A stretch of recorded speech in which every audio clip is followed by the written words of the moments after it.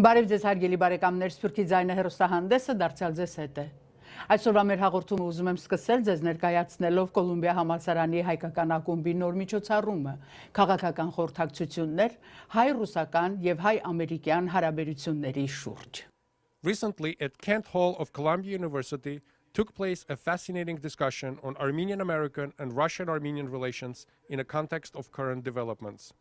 Organized by Armenian Society of Columbia University in partnership with AGBU University Outreach, the discussion focused on numerous current topics and latest political developments in the region. The evening opened with welcoming remarks by panel mediator and host Haik Kocharian, which followed by a brief presentation by two distinguished guests and panelists, Mr. Krikorian, member of the Board of Trustees of Armenian Assembly of America, and Dr. Andranik Migranyan, the director of the Institute for Democracy and Cooperation and member of the Council of Foreign and Defense Policy of the Russian Federation. The topics discussed included Armenian government's decision to join the customs union with Russia, Nagorno-Karabakh conflict in its current stage, process of recognition of Armenian genocide, and the effectiveness of economic relations with US and Russia.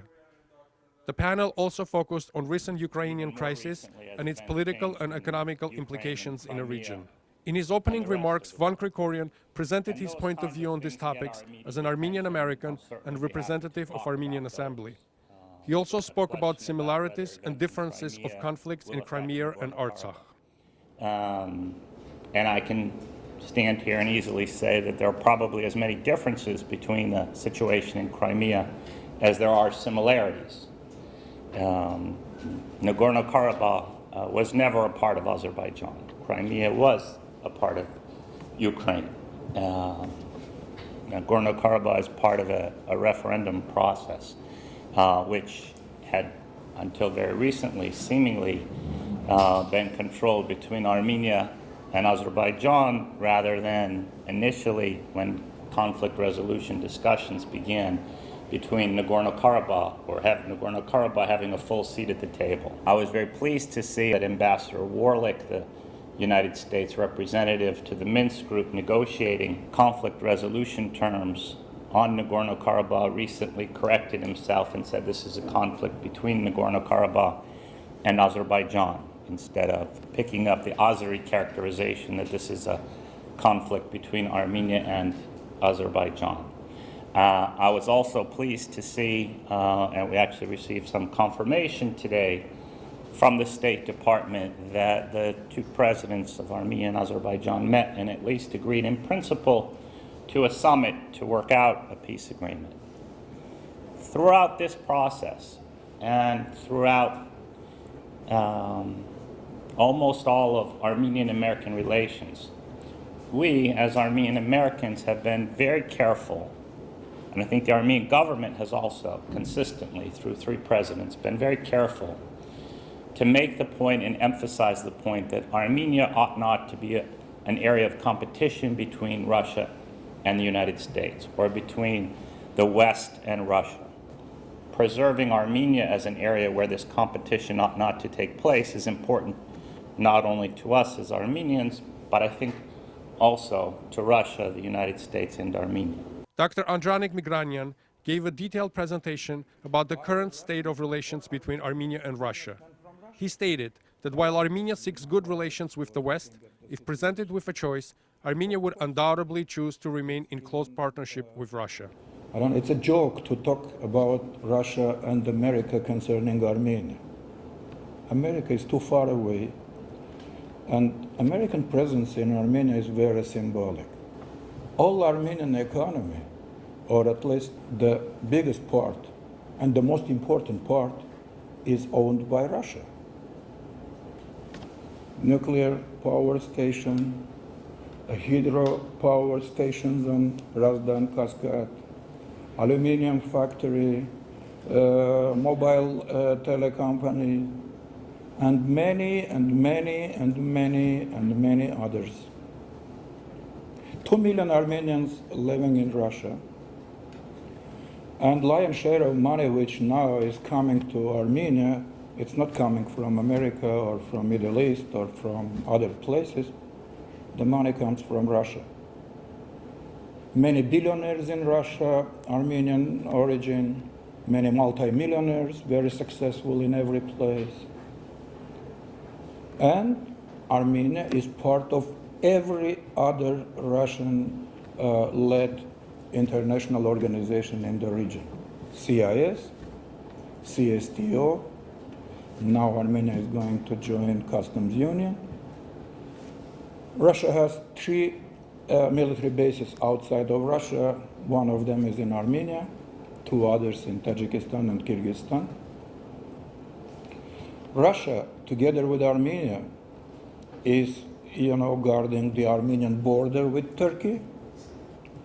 If there'll be a choice between EU and Russia, never ever, there was not even a doubt that Russia is the first choice.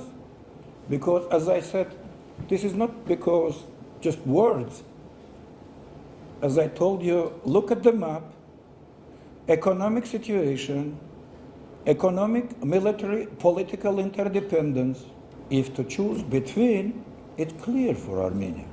In every sense, economic sense, military sense, cultural, every kind of sense.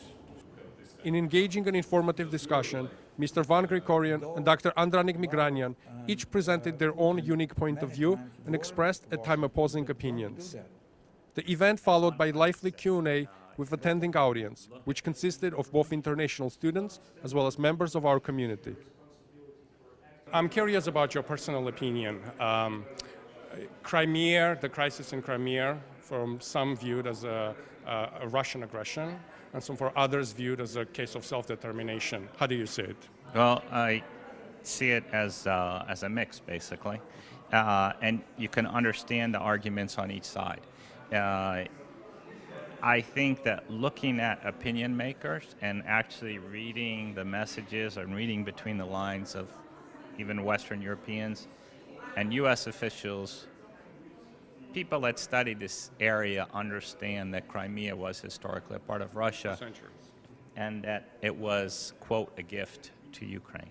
I think that, like with a lot of things in life, sometimes it's not what you do, it's how you do it.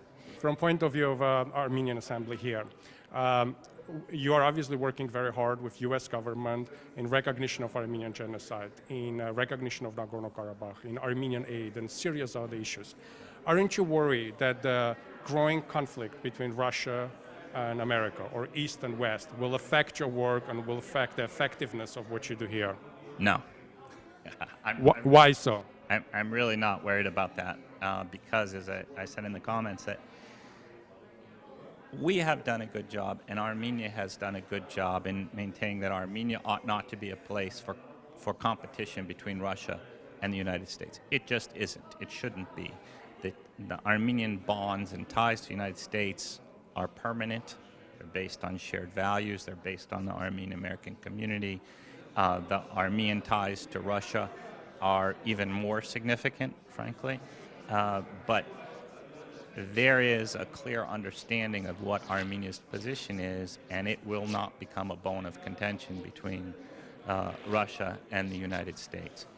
At the same time, I will tell you, as the Armenian Assembly, we're very much in solidarity with Ukrainian Americans and others, because let's not forget, I think we have something like 600,000 Armenians living in Ukraine, in Crimea and in Ukraine.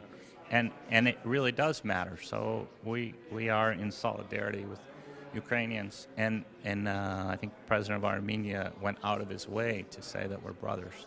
And we're certainly in the United States working closely with Ukrainian American groups as well. Thank you very much for this very informative and interesting evening. I have 2 questions for you. First, as you know, in Western media and in West, there's a large condemnation towards the activities in Crimea.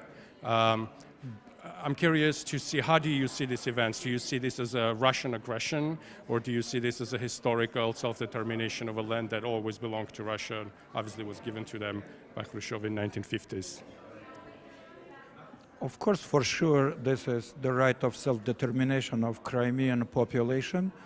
And Russia had every legitimate right to recognize Crimean independence because in Kiev, practically Western nationalists and radicals, armed bands, they organized a coup and kicked out the legitimate president from Kiev.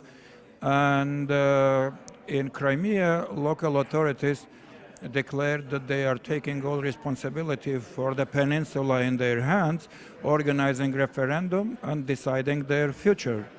And they, in referendum, voted for independence, and after that, voted for rejoining with Russia, which means this is absolutely in accordance with every kind of international law and self-determination. This is something which West passed already several years ago in case of Kosovo and in many other cases. Do you see similarities between Nagorno-Karabakh and Crimea? In both cases, it was given during Soviet era, and then people have voted as a self-determination. And if so, do you think that the Western rejection of it will have a negative effect of recognition of Nagorno-Karabakh moving forward? No, I don't think that West was ready any time to recognize Karabakh's decision for self-determination, though it is increasing the position of Armenia dealing with Russia, because first time at least Russia recognized this self-determination rule, which is important because since the collapse of Soviet Union, never Moscow used this right for self-determination, which is of course very positive concerning Nagorno-Karabakh issue. And finally, in your presentation, you gave a long list of Armenian dependence from Russia: cultural, economical, geographical, and so forth. Aren't you worried that such a close tie will eliminate or cut off Armenia from a Western idealist, particularly about the freedom of speech and the human rights, being so much part of Russia and so much dependent on Russia? Because obviously we can argue that Russia doesn't have as high of a standards as Europe or rest of the West. Oh, we are on our way to a kind of more open society, more pluralistic, more democratic. And this is quite natural that at this moment neither Russia nor Armenia might be as advanced in sense of democracy, but because our countries are living in current situation for a couple of decades, contrary to many others who are living centuries. That's why it takes time. That's why I am optimistic concerning Armenia's future in sense of democracy. And by the way, Armenia is a pretty democratic country. If somebody has any doubts, has to go there and to see power, authorities, opposition, conflict in media, everywhere, in parliament, which means, of course, we are not as democratic as Great Britain, but we are catching up. The Armenian Society of Columbia University is an active and dynamic body of students of Armenian descent. The organization constantly engaged in a variety of activities, ranging from political to cultural, religious to educational, with the goal of promoting Armenian culture, heritage, and history. I think in Armenia's political sphere, political arena, there is a lot of debate going on of whether Armenia made the right choice of joining customs union versus association agreement with the European Union. And in my personal opinion, I think the best takeaway, and many individuals might not agree with whatever our speakers had to say, but I guess the main takeaway of the night would be that security of your borders and security of your land, I guess, comes as a priority versus, other values, might be democratic, might be freedom of speech, human rights, so on and so forth. Those are very important. But at the stage where Armenia is, having population of 3 million people and surrounded by 150 million population of Muslims, and more than half of which is not, to put mildly, friendly towards Armenia, I guess Armenia didn't have that option and had to choose to join the customs union. Narek, thank you so much for this wonderful evening. It was informative, it was emotional, it was very relevant, obviously, to what's going on. Did you feel personally that there was a lack of information from both sides of the story? Was that your first motivation to create this event? Actually, the lack of information in diaspora about contemporary Armenian developments is somewhat sensible, and I personally feel that there is not enough information coming from Armenia, and whatever information comes, it is not always substantial and not always accurate, in a sense that it is interpretation of analysis of someone else, and it's not a first-hand information that comes. So this event was particularly designed to bring this first-hand information to our community and to our members of the Columbia University as well, so that they can have their analysis of their own of the contemporary events that happening, not to listen an analysis of someone else's, but to have a first-hand information and analyze the situation for themselves. You had two speakers that agreed on many things, but it was obvious that they had somewhat different point of views. Was this intentional? Of course, it was intentional. I decided to model the discussion in a way that we can have two very different opinions, somewhat conflictual. And that was part of the bringing on the table information, not biased information, clear of the biases as much as possible. If other students of a university watch this program, how can they contact you? What's the best way to contact you guys? We're on Facebook, Armenian Society of Columbia University. Basically, that's the Facebook page, and we're also on columbia.edu, student organizations. There is Armenian Club. If they click on the link, they can actually be referred to the website, to our website, and also individually. They're welcome to contact us anytime. I just want to use this opportunity and also say a couple of words to our audience, a wider members of our community. We have this wonderful, young, vibrant society here, putting up serious issues, having serious conversations. So when these events happen, please follow, please come. These are open houses, and everybody welcome. Narek, thank you so much. Thank you. Thank you very much.